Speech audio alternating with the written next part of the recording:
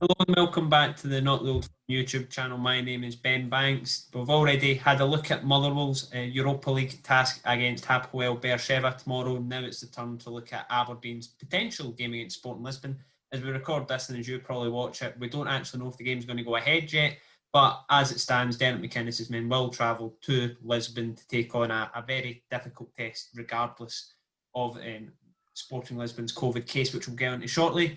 And I'm not an expert in Portuguese football, so again, like last week for Aberdeen Viking, I brought along somebody who does know about the opposition a bit better than me. And Aaron, how are you? I'm very good. Thanks for having me on. It's a pleasure to be here. Yep, he writes for Proxima Jordana. Is that it? Have I completely butchered the pronunciation of it? Not too bad. Próxima jornada, but not. It was a good attempt. There we go. Aye, honestly, you should hear some of the other videos we've done. But alas of my pronunciation problems, we're going to look at Sporting's own problems at COVID and a few other things ahead of the game tomorrow. If you haven't already subscribed to us, please do. And so we'll get on to talk about the game. What is sort of, because we've heard about it a lot here in Scotland about how Sporting have been badly affected, but we've not really heard much more than they've got really bad COVID problems. So what are they exactly struggling with? Yeah, so the pre-season's been very interrupted. They had a game that was supposed to go ahead that was postponed and then cancelled. Then they played 2 or 3 pre-season games. Then they were supposed to play in the league on the weekend. That was cancelled. Well, it's going to be rescheduled for a later date. So they're yet to play in the league. So they obviously Aberdeen come into this with a bit more. Noticed they've already played quite a few games in the SPL. So yeah, they've just been getting battered left, right, and centre. They made the decision to go down south, so they're now in the Algarve, training in the Algarve away from Lisbon, in the hopes to eradicate the COVID cases that were spreading. I think at one point it was 8 or 9 players, and then there was the 4 members of staff, including the manager, who the manager won't be at the game, which is a big boost for Aberdeen. It'll be his assistant manager that goes, and then there's 2 other staff members that won't be travelling either. But for the squad, it looks like the squad are coming back from it now, and there's been no fresh cases today, and I don't think there were any cases yesterday. So all points towards the game possibly going ahead. It looks more like it'll go ahead than not. But as I say, they're coming into it in a bit of a mess. But we'll see. Yeah, how what is their squad like overall? Even if they're missing 8 or 9 players compared to Aberdeen's, is it still very, very strong? Yeah, it's still a very, very strong squad. You're seeing all the players now who didn't perhaps get the chance last season. Ruben Amorim is the manager. He came from Braga. He was only at Braga for, I think it was less than 10 games. But during that time, he was bringing the youth in from the academy. And that's his bread and butter, really. He was an under-18s manager, I think, an under-19s manager. Very youth-focused. And then since he's came to Sporting, he's managed to bring quite a few of these players into the first team and sort of get rid of the players that were on loan and players that weren't really benefiting the club. So in terms of the squad depth, it's not the deepest squad in the world. It's not the deepest squad in Portugal, but lots of very exciting young players. Still got lots of raw players, but they'll still fancy the chances, especially if they've got a strong 11 and a strong squad that'll travel. So yeah, looking forward to seeing the matchup. To be honest, Scottish sides have been a little bit tricky for the Portuguese sides, especially in recent times. So I'm looking forward to it, and I'm hearing Aberdeen were on quite a good run until I think it was the weekend. But Yeah, before that, like 6 games unbeaten or something like that. yeah, there were 6 games unbeaten, and then they were sent back down to earth with quite a thud on Sunday with 3-0 defeat to Mull, who are also playing in Europe tomorrow. Big thing for Aberdeen is today, as we record this, is that they've just sold Scott McKenna to Nottingham Forest for 3 Okay. million. He's their main centre back, so you seen he didn't play on Sunday, and they looked a bit more fragile at the back without him there. So I don't know what Sporting's attacking options are like, but they're not going to be a replacement in. Perhaps a Mm. so I'm assuming Sporting's attacking lineup will be better than Mull's, and if they've conceded 3 in the first 22 minutes to Mull, then Mm. it could cause them a few problems. But what is sort of the view of Aberdeen over there in Portuguese football? As I said, still wary because I think sometimes, especially from somewhere with as rich of a football history as Portugal, you can get a little bit complacent, and we've saw what's happened to those sides. I mean, FC Porto, they were in for a bigger surprise than they thought they would have been when they played Rangers. And I know in Europe, especially the way things are at the minute, I mean, one leg, 90 minutes of football.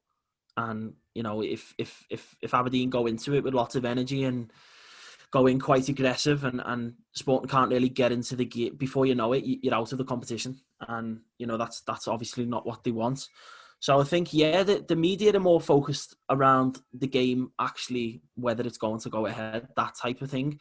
But then they'll know that the opposition are strong opposition, and also opposition that are up to speed, which I think is massive. I don't think we can discount that, the fact that coming into that with, you know, 6 or 7 games played or whatever it is, and the Sporting side is sort of the pre-season games, you had players that wouldn't really feature in the starting 11, and then you had players dropping out because of COVID, and obviously the rest of the Premier League played on the weekend, so except for Sporting, obviously.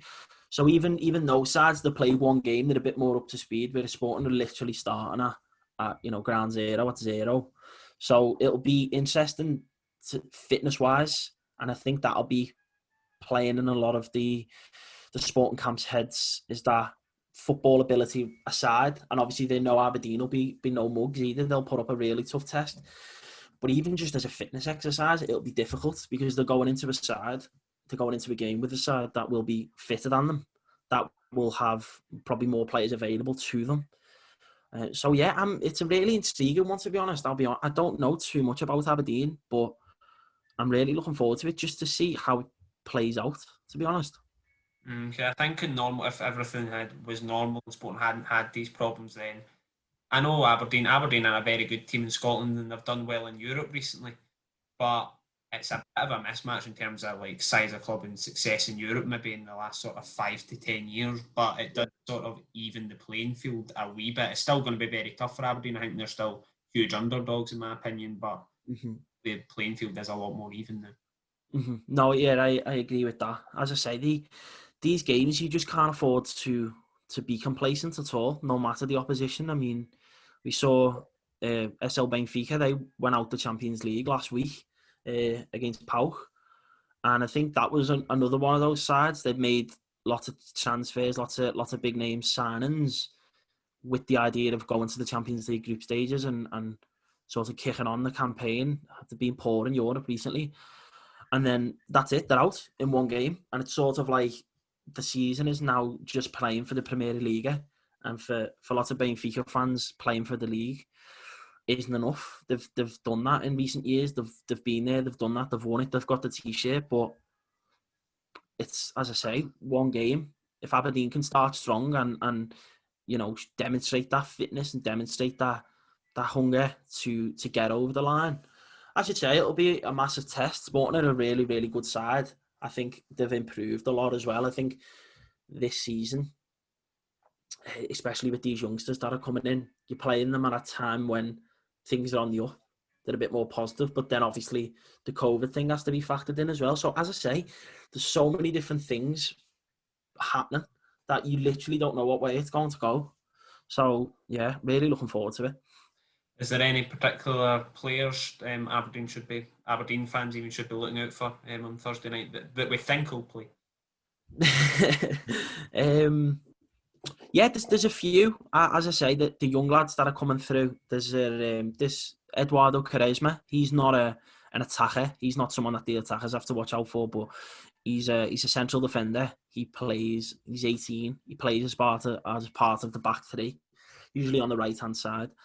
Now, I say watch out for him because he'll be a player that in 2, 3, maybe 4 years, if he stays in Portugal that long, you can come back to this podcast and hear the name, because he's the real deal from what I've saw of him. Not to hype him up too much, but really, really good player. So calm on the ball, great at bringing it out, good defender, tall, strong, skillful. There's a clip, I posted a clip.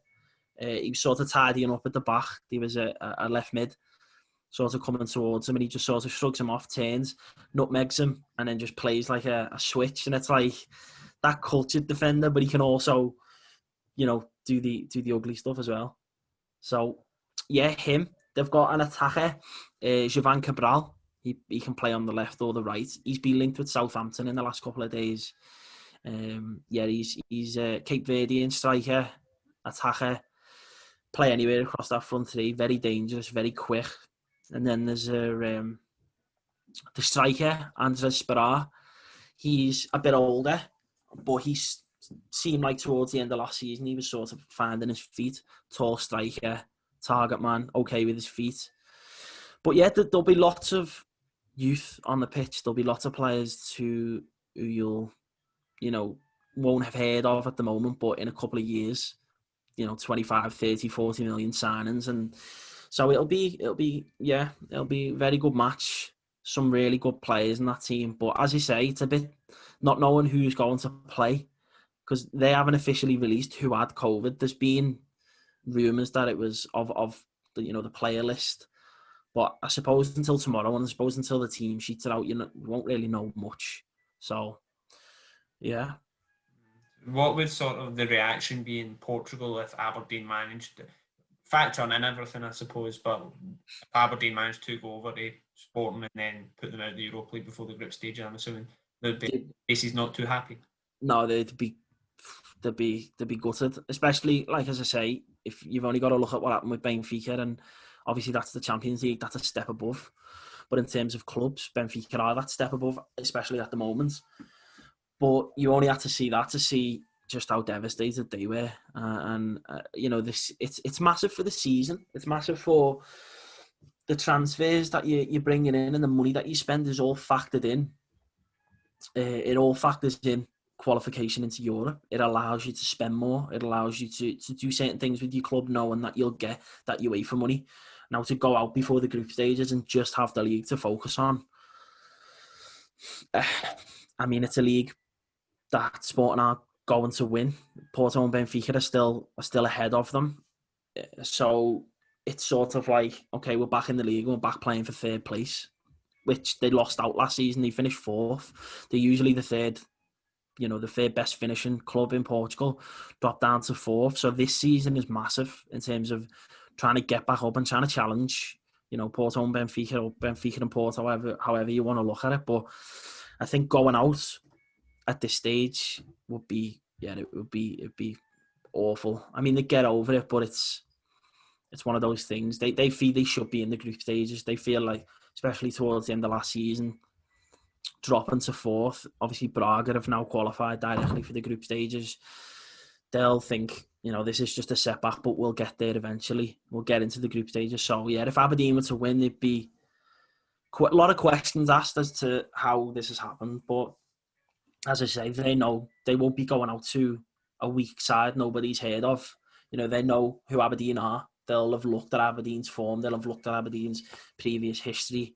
They're a big club. Okay, they're playing in a small country, but they're in a small league, but they're still a big club.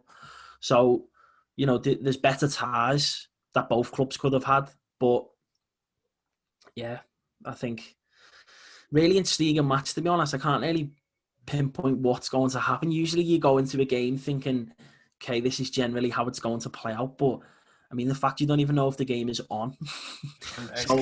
It's crazy. I would usually ask you to stick your neck on the line, but I don't think there's actually a line to be stuck on yet with everything that's going on. I think the one thing we do need to ask, though, is if any Aberdeen players do play well, how many of them will get moves to Wolves next summer? I was speaking to I put a tweet out before on the Twitter page about it. I see that's making the headlines lately. But yeah, I think the Wolves scouts will be watching out to see any top performance. But no, as I say, that Sporting side is just stacked with so many youthful prospects that you will see getting moves in the not too distant future. So yeah, any player that catches your eye, just write the name down or put a tweet out, something that you can go back to in a couple of years and say, I spotted them when they played Aberdeen, and vice versa as well. It gives me a chance to see Aberdeen play. It'll give people in Portugal a chance to see Aberdeen play and see if there's any top talents there. Right, well, obviously you had like Ryan Gold and stuff at Sporting and that, and Ryan Gold's back in the top flight now, I think, with Ferenc. Yeah, he is. Yeah. Back in the He had a fantastic season last season. So it'll be interesting to see, and it'll be interesting to see how he does, and more important, more pressing for this video to see how Aberdeen Sporting does. Hopefully the game does go ahead, because I don't even know what would happen in that situation if they had to postpone it, whether it would just get moved to, I'm assuming just because of the situation, it wouldn't just get moved to the next morning, it would need to get moved about. Yeah. With the playoff round next Thursday, I can imagine a few logistical headaches at UEFA head. Yeah, I saw a headline indicating that if they couldn't go ahead with it, and Aberdeen had no fault to play, they didn't have any COVID cases themselves, that they could get a bye to the next round, which would be, I mean, that'd be massive for Aberdeen, but it'd be huge for Sporting as well, like in terms of its negative effects, because not only are you going out of the Europa League, if you go out and you're outclassed on the day, then you can sort of hold your hands up and say, look, we were rubbish, we didn't turn up. But if you go out because you caught a virus, it's such like it's a back. But I suppose this is the new normal that we're dealing with at the moment. Is as you say, the playoff rounds next week. These games have got to get played. So, but I think Sporting not having the manager there will be, as I say, up to now. The latest update from a couple of hours ago is that the assistant manager's been registered as the head coach for the match. And, you can't underestimate that. That manager is the one who's brought in these young players and who has placed his faith in and obviously his what he's saying, his team talk will all be relayed through the assistant manager, but he's not going to even be anywhere near the stadium. He won't be there. So he's completely absent. And so looking forward to seeing how the assistant deals with that one as well. Brilliant stuff, right? Well, we'll all be watching with intrigued eyes tomorrow when it kicks off, hopefully, and hopefully for the Scottish clubs, all Scottish clubs get through, and hopefully there are a few tears in Lisbon on the Friday sake. But thanks for joining me, Aaron. If you haven't already subscribed to us, please do, and until next time,